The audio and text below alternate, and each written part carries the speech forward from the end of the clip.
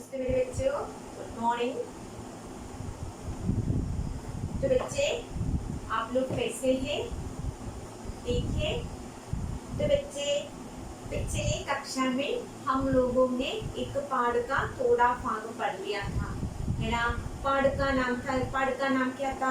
Letter अल्ले letter biography of sorry the autobiography of letter. ഒരു കത്തിന്റെ എന്താണ് ഓട്ടോബയോഗ്രഫിയാണ് നമ്മൾ പഠിച്ചുകൊണ്ടിരുന്നത് മക്കളെ. ദെൻ അതിൽ നമ്മൾ എന്ത് ചെയ്തു? ഫസ്റ്റ് 2 പാരഗ്രാഫും ഇൻട്രൊഡക്ഷനുമാണ് കംപ്ലീറ്റ് ചെയ്തത്. അപ്പൊ കത്ത് പറയുന്നത് എന്താണ്? I am a letter. ഇനി എന്തൊക്കെയാണ് പറഞ്ഞു തന്നത്? Made with a piece of paper. I have no let.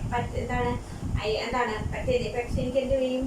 എനിക്ക് I can say, I can I can cry and I can make you happy. എനിക്ക് നിങ്ങളെ സന്തോഷിപ്പിക്കാനും കരയാനും ചിരിക്കാനും എല്ലാം കഴിയുമെന്നൊക്കെ പറഞ്ഞ് നിർത്തുന്നുണ്ട്. ദെൻ അഗला पैराग्राफ देखिए.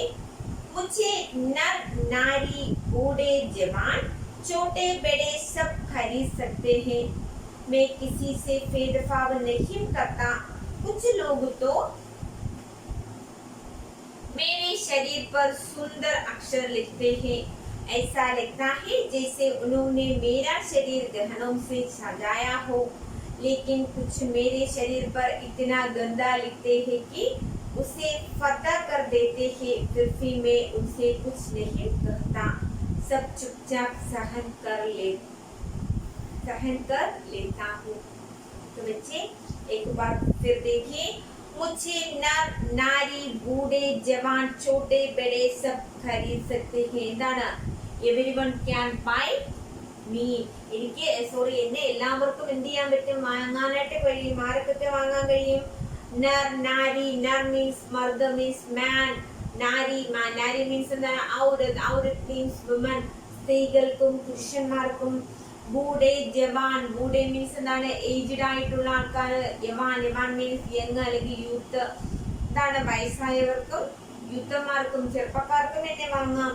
ചോട്ടെ ബെഡെ. ചോട്ടെ മീൻസ് എന്താണ്? ബെച്ചെ. ബെഡെ മീൻസ് ഏജ്ഡ് മാൻസ് അല്ലെങ്കിൽ ചെറിയ കുട്ടികൾ മുതൽ വലിയ ആൾക്കാർ വരെ എന്ത് ചെയ്യുന്നു? എന്നെ വാങ്ങുന്നു. അതായതാണ് എവരിവൺ ക്യാൻ ബൈ മീ. എല്ലാവർക്കും എന്നെ വാങ്ങാനായിട്ട് കഴിയും.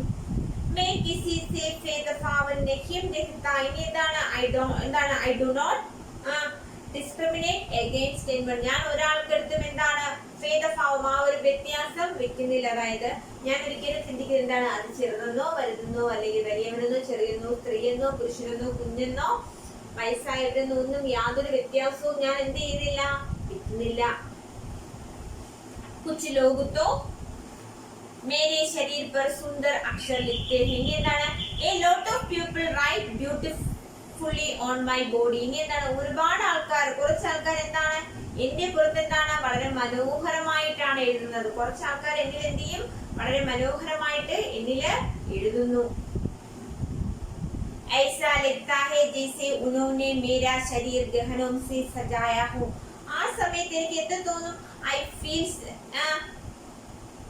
I feel like decorating. അന്നേരം എനിക്ക് എന്ത് തോന്നും? എന്നെ അവര് അണിയിച്ചിരിക്കുന്നത് പോലെ തോന്നും. ഇല്ലേ? നമ്മൾ എന്താണ്? ചെറിയ കുഞ്ഞുങ്ങളെ നമ്മൾ എന്ത് ചെയ്യും? കുളിപ്പിച്ച് പൊട്ടൊക്കെ തൊട്ട് കരിയൊക്കെ എഴുതി എന്ത് ചെയ്യും? സുന്ദരനും സുന്ദരിമാരുമാക്കും. അല്ലേ? അതുപോലെ കത്ത് എന്താണ് പറയുന്നത്? ചില ആൾക്കാർ എന്ത് ചെയ്യും? A lot of people write beautifully. അല്ലെ? കുറച്ച് ആൾക്കാർ എന്നിന് നല്ല മനോഹരമായിട്ട് എഴുതും, നല്ല ഹാൻഡ് റൈറ്റിംഗ് ഉള്ളവർ എഴുതും. അപ്പൊ എനിക്ക് തോന്നുന്നത് എന്താണ്? എന്നെ അവര് അലങ്കരിക്കുകയാണ് എന്ന് എനിക്ക് തോന്നും. लेकिन कुछ मेरे शरीर पर इतना गंदा लिखते हैं कि उसे फटा कर देते हैं. കുറച്ച് പേര് some people write in me very dirty. അതായത് കുറച്ച് ആൾക്കാർ എന്താണ്? വൃത്തികെട്ട ഹാൻഡ് റൈറ്റിംഗിൽ എഴുതും. അതാണ് ടീച്ചർ നിങ്ങളടുത്ത് പറയുന്നത് എന്താണ്? കോപ്പി എഴുതണം. ദെൻ കുറച്ച് പേരെന്ത് ചെയ്യും? എന്നിൽ നല്ല മനോഹരമായിട്ട് എഴുതും. കുറച്ച് പേരെന്താണ്? വേ अच्छे से नहीं लिखते हैं. നന്നായിട്ട് എഴുതത്തില്ല. അപ്പോഴെന്താണ്? നോക്ക്. फिर भी मैं उनसे कुछ नहीं कहता. सब चुपचाप सहन कर लेता हूँ. പക്ഷെ എന്നിട്ടും എന്താണ്? I do not complain to them. ഞാൻ ഒരിക്കലും എന്താണ്? അവർ എന്നിൽ വൃത്തിയില്ലാന്ന് എഴുതി എന്നെ വേദനിപ്പിച്ചാൽ ഞാൻ എന്ത് ചെയ്യില്ല? അവരോട് കംപ്ലൈന്റ് പറയാറില്ല. सब चुपचाप सहन कर लेता हूँ. everything is tolerated. ഞാൻ എന്ത് ചെയ്യും? എല്ലാം അങ്ങ് സഹിക്കും. കത്ത് എന്തെന്നാണ് പറയുന്നത്? इन्हें आप पैराग्राफ में करते हैं पढ़ेंगे मक्कले। सबसे पहले पैराग्राफ एक बार फिर देखिए। मुझे नर नारी बूढ़े जवान छोटे बड़े सब खरीद सकते हैं। मैं किसी से भेदभाव नहीं करता। कुछ लोग तो मेरे शरीर पर सुंदर अक्षर लिखते हैं। ऐसा लगता है जैसे उन्होंने मेरे शरीर गहनों से सजाया हो। लेकिन कुछ मेरे शरीर पर इतना गंदा लिखते हैं कि उसे गद्दे कर देते हैं। फिर भी मैं उनसे कुछ नहीं करता। सब चुपचाप कर ले सहन कर लेता। मुझे പറയുന്നതാണ് കുറച്ച് പേര് എന്നെ നന്നായിട്ട് എഴുതും. എനിക്ക് എന്താണ് യാതൊരിടത്തും എന്താണ് കൊയ്ത്തെ പോയി भेदभाव नहीं मुझे किसी से कोई भेदभाव नहीं है. ഞാൻ ആരോടും എന്താണ് ഒരു വേർതിരിവ് കാണിക്കുന്നില്ല. मैं सबसे पसंद करता हूँ. ഞാൻ എല്ലാവരെയും ഇഷ്ടപ്പെടുന്നു. कुछ लोग मुझ पर अच्छे से लिखते हैं. कुछ लोग बुरे से लिखते हैं. കുറച്ച് പേര് നന്നായിട്ട് എന്നിൽ എഴുതും. അപ്പോൾ എനിക്ക് തോന്നും എന്താണ് वो मुझे सजाए देते हैं. അവർ എന്നെ എന്ത് ചെയ്യുന്നു അലങ്കരിക്കുന്നതായിട്ട് തോന്നും. कुछ लोग मुझे എന്താണ് मुझे बुरी तरह लिखते हैं मुझ में. കുറച്ച് പേര് എന്നിൽ കുറച്ച് വൃത്തിയില്ലാത്ത രീതിയിൽ എഴുതും. അപ്പോഴെനിക്ക് എന്ത് തോന്നും?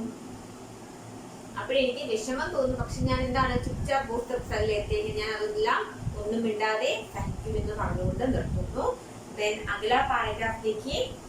मुझे जिसके पास भेजना होता है उस स्थान का पता मेरा ऊपरी लिफाफे पर लिखकर एक पोस्ट बॉक्स में डाल दिया जाता है. उनके इस आदेश को चुपचाप मानकर मैं उस स्थान की ओर चल देता हूँ.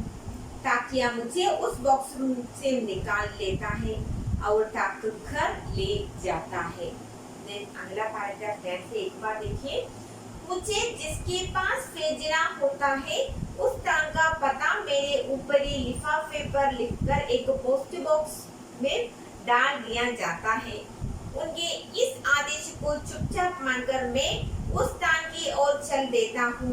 ताकि मुझे उस बॉक्स से निकाल लेता है और टाक कर ले आ जाता है.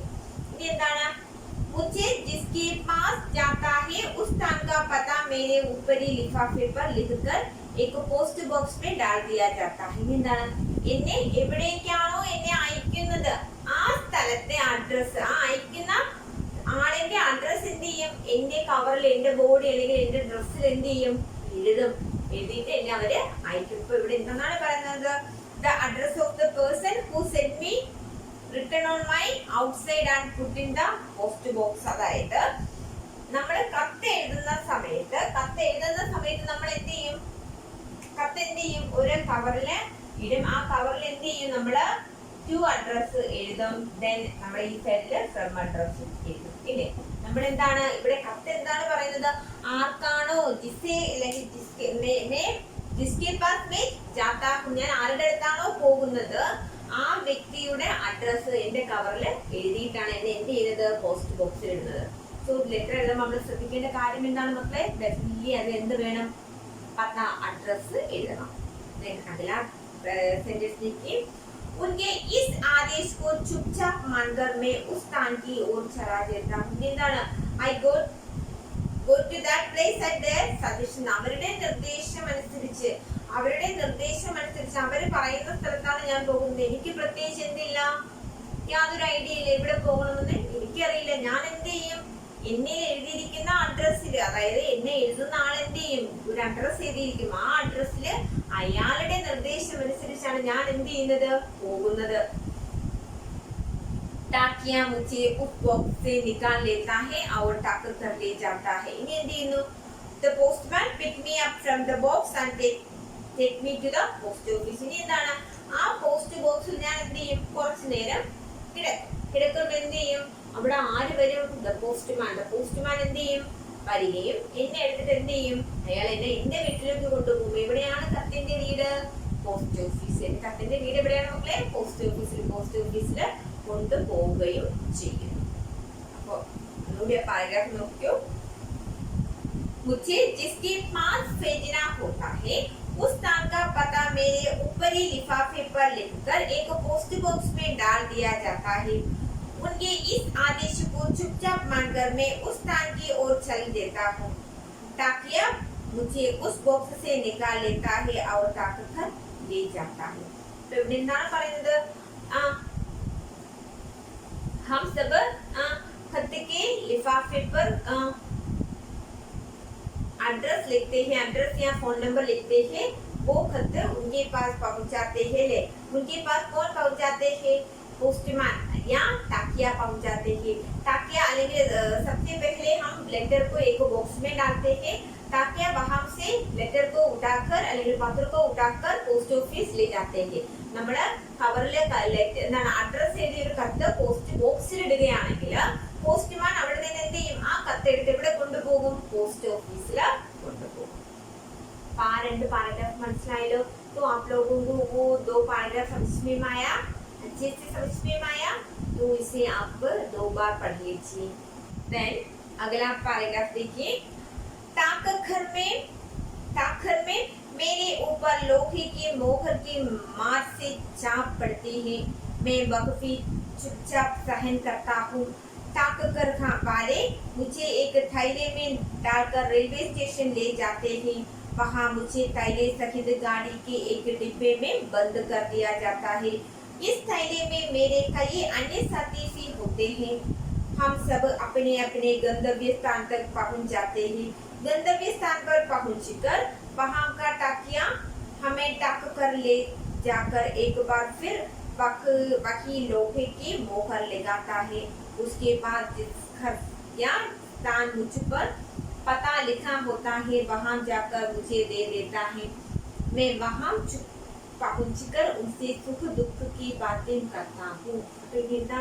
मक्कले देखिए, डाकघर में मेरे ऊपर लोहे की मोहर की मार चाप पड़ती है.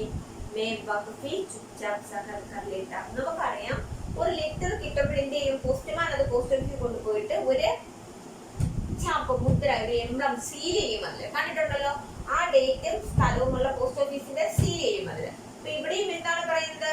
At the post office I was hit with a better seal on the outside that I endure nothing but silence. എന്താണ്? ഞാൻ പോസ്റ്റ് ഓഫീസിൽ എന്നെ കൊണ്ട് ചെല്ലുന്ന സമയത്ത് പോസ്റ്റ്മാൻ എന്ത് ചെയ്യും? മുദ്ര മെറ്റലിന്റെ മുദ്ര എടുത്ത് എന്നില് അടിക്കും. അപ്പൊ എനിക്ക് എന്ത് ചെയ്യും? നന്നായിട്ട് വേദനിക്കും. മുझे എന്താണ്? पीड़ा होती है, वो दर्द होता है, फिर भी मैं चुपचाप वो सब सहन कर लेता हूँ. എന്നാലും എന്താണ്? ആ വേദനിക്കുന്ന സമയത്ത് ഞാൻ എന്ത് ചെയ്യും? അതെല്ലാം അങ്ങ് സഹിക്കും എന്നാണ് പറയുന്നത്. അതായത് പോസ്റ്റ് ഓഫീസിൽ പോകുമ്പോഴേ അവിടെ എന്ത് ചെയ്യും? ലെറ്ററിന്റെ കത്ത് സീൽ ചെയ്യും. ആ സീൽ ചെയ്യുന്ന കാര്യമാണ് ഇവിടെ പറയുന്നത്. പക്ഷെ ഇവിടെ അതിന് ലെറ്ററിനെ ഒരു ജീവനുള്ള വസ്തുവായിട്ട് കാണുന്നത് കൊണ്ട് എന്താണ്? സ്വാഭാവികമായിട്ട് സീൽ ചെയ്യുമ്പോൾ ലെറ്ററിന് എന്ത് ചെയ്യും? വേദനിക്കും. അപ്പോഴെന്ത് ചെയ്യും? ആ വേദന അത് മിണ്ടാതെ അങ്ങ് സഹിക്കും. डाकघर वाले मुझे एक थैले में डालकर रेलवे स्टेशन ले जाते हैं. അതിനുശേഷം എന്താണ്? The postman puts me in a bag and take me to the railway station. അതായത് അതിനുശേഷം പോസ്റ്റ്മാൻ എന്ത് ചെയ്യും? എന്നെ വാരി എടുത്ത് എന്ത് ചെയ്യും? ഒരു ബാഗിന്റെ അകത്ത് ഇടും. ബാഗിന്റെ അകത്ത് എടുത്തിട്ട് എന്ത് ചെയ്യും? ആ ബാഗ് റെയിൽവേ സ്റ്റേഷനിലേക്ക് കൊണ്ടുപോകും. वहाँ मुझे थैले सहित एक गाड़ी के डिब्बे में बंद कर दिया जाता है. ഇനി എന്താണ്? There he put me in a compartment with the bag. എന്താണ്? എന്റെ ബാഗിനോടൊപ്പം എന്ത് ചെയ്യും? റെയിൽവേയുടെ ഡിബ്ബ മീൻസ് കമ്പാർട്ട്മെന്റിൽ എന്നെ കൊണ്ട് വെക്കും. ഇനി എന്താണ്? इस थैले में मेरे कई अन्य साथी भी होंगे. ഇനി എന്താണ്? I will see some friend with me in the bag. ആ ബാഗിൽ വെച്ച് എന്താണ്? ഞാൻ എന്റെ കുറച്ച് കൂട്ടുകാരെ കാണും. കൂട്ടുകാരൊക്കെ ആയിരിക്കും? വേറെ ലെറ്റേഴ്സ് ഇല്ലേ? വേറെ ലെറ്റേഴ്സും കാർഡുകളും ഒക്കെ കാണും. അതെല്ലാം എന്താണ്? പത്രത്തിന്റെ ആരാണ്? ലെറ്ററിന്റെ കൂട്ടുകാരാണ്. ആ ബാഗിൽ വെച്ച് ഞാൻ എന്റെ മറ്റു കൂട്ടുകാരെയൊക്കെ ഒന്ന് കാണും. എന്നിട്ട് എന്താ പറയുന്നത്? हम सब अपने अपने गंतव्य स्थान तक पहुंच जाते हैं. ഇനി എന്താണ്? We all reach out destination. എന്താണ്? നമ്മളെല്ലാം നമ്മളുടെ ഡെസ്റ്റിനേഷൻ, നമ്മൾ എവിടെയാണോ എത്തേണ്ടത് ആ സ്ഥലത്ത് എന്ത് ചെയ്യും? എത്തിച്ചേരുന്നു. गंतव्य स्थान पर पहुंचकर वहां का टाकिया हमें टाक कर ले जाकर एक बार फिर वही लोहे की मोहर लगाता है. ഇനി എന്താണ്? When I reach my destination, ഞാൻ എപ്പോഴാണോ എന്റെ സ്ഥാനത്ത് ഞാൻ എത്തിച്ചേരേണ്ട സ്ഥലത്ത് എത്തുന്നത്, the postman take me to the post office. അപ്പൊ പോസ്റ്റ്മാൻ എന്ത് ചെയ്യും? അവിടുത്തെ പോസ്റ്റ്മാൻ വന്ന് എന്നെ എടുത്ത് വീണ്ടും അവരുടെ പോസ്റ്റ് ഓഫീസിലോട്ട് കൊണ്ടുപോകും. എന്നിട്ട് എന്താണ്? സീൽ മൈ ഔട്ട്സൈഡ് എന്നിട്ട് എന്റെ ഔട്ട്സൈഡിൽ വീണ്ടും എന്ത് ചെയ്യും, അവിടുത്തെ സീല് അടിക്കും. അതായത് പോസ്റ്റ്മാൻ വന്ന് എടുത്തിട്ട് എന്ത് ചെയ്യും, വീണ്ടും ലെറ്ററിൽ സീൽ ചെയ്യും. അപ്പോഴും ലെറ്ററിന് എന്ത് ചെയ്യും, വേദനിക്കും. और उसके बाद जिसके घर या स्थान का मुझ पर पता लिखा होता है वहां जाकर मुझे दे देता है. അതിനുശേഷം എന്താണ്, then take me to the address written on me. എന്താണ്, എന്നിൽ എഴുതിയിരിക്കുന്ന അഡ്രസ്, എന്റെ എവിടെയാണോ ഞാൻ പോകേണ്ടത് ആ സ്ഥലത്ത് എന്നെ എന്ത് ചെയ്യും, കൊണ്ടുചെന്ന് കൊടുക്കും. मैं वहां पहुंचकर उनसे सुख दुख की बातें करता हूँ. എന്താണ്, I go to there and share my joy and sorrows with them. ഞാൻ എന്താണ്, അവിടെ ചെന്ന് അവരുടെ സന്തോഷവും ദുഃഖകരവുമായ കാര്യങ്ങളെല്ലാം ഷെയർ ചെയ്യും. അല്ലേ, കത്തിൽ എന്താണോ കത്തിന്റെ മാറ്റർ, ദുഃഖമാണെങ്കിൽ ദുഃഖം, സുഖമാണെങ്കിൽ സുഖം, ആ മാറ്റർ എന്ത് ചെയ്യും, ഷെയർ ചെയ്യും എന്നാണ് പറയുന്നത്. അപ്പോഴേ അതുപോലെ മനസ്സിലായല്ലോ മക്കളെ. ആ പാരഗ്രാഫ് നോക്കൂ മോനെ. डाक घर में मेरे ऊपर लोहे की मोहर की मार छाप पड़ती है. मैं वक्फी चुपचाप सहन करता हूँ. डाक घर वाले मुझे एक थैले में डालकर रेलवे स्टेशन ले जाते हैं. वहाँ मुझे थैले सहित गाड़ी के एक डिब्बे बंद कर दिया जाता है. इस थैले में मेरे कई अन्य साथी भी होते हैं. हम सब अपने अपने गंतव्य स्थान तक पहुँच जाते हैं. गंतव्य स्थान पर पहुंचकर वहां का टाकिया हमें टाक कर ले जाकर एक बार फिर वही लोहे की मोहर लगाता है और उसके बाद जिस घर या स्थान मुझ पर पता लिखा होता है वहां जाकर मुझे दे देता है. मैं वहां पहुंचकर उनसे सुख दुख की बातें करता हूँ. तो बच्चे ആ 3 പാരഗ്രാഫ് മനസ്സിലായോ മക്കളെ? മനസ്സിലായല്ലോ. അടുത്ത 2 പാരഗ്രാഫ് പഠിപ്പിച്ച നമുക്കൊക്കെ തീരത്തില്ലടാ, ബുദ്ധിമുട്ടാണ്, ഇത്രയും നിങ്ങൾ കവർ ചെയ്തിട്ടില്ല. तो बच्चे आप लोगों को इस पाठ अभी तक का अर्थ ടീച്ചർ അയച്ചു. ഇതുവരെയുള്ള അർത്ഥങ്ങളും കുറച്ച് ഗ്രാമറിലും കുറച്ച് സംഭവങ്ങളുടെ ടീച്ചർ നിങ്ങൾക്ക് വാട്സപ്പിൽ അയച്ചു തരും. വൈകുന്നേരമേ അയക്കുള്ളൂ കേട്ടോ മക്കളെ. ടീച്ചറിന് വൈകുന്നേരമേ അയക്കാൻ പറ്റത്തുള്ളൂ. ടീച്ചർ എന്താണ്, शाम तक आपको वो भेज देंगे. काफी तक आप लोग अपनी ഈ कहानी പഠിക്കുക. നിങ്ങൾ ഈ കഥ നന്നായിട്ട് വായിക്കുക. कई बार पढ़िए, बार बार दोहराइए. अर्थ में कोई संदेह है तो अगर आप लोगों को कोई संदेह है तो जरूर मुझे फोन कर देना. നിങ്ങൾക്ക് എന്തെങ്കിലും ഒരു ഡൗട്ട് ഉണ്ട് എന്നുണ്ടെങ്കിൽ എന്ത് ചെയ്യുക, എന്നെ ഉറപ്പായിട്ടും കോൾ ചെയ്യുക മക്കളെ. വാട്സപ്പിൽ മെസ്സേജ് അയച്ചിട്ട് ടീച്ചർ വെക്കിയിട്ട് ടീച്ചർ മെസ്സേജ് കാണത്തില്ല മക്കളെ.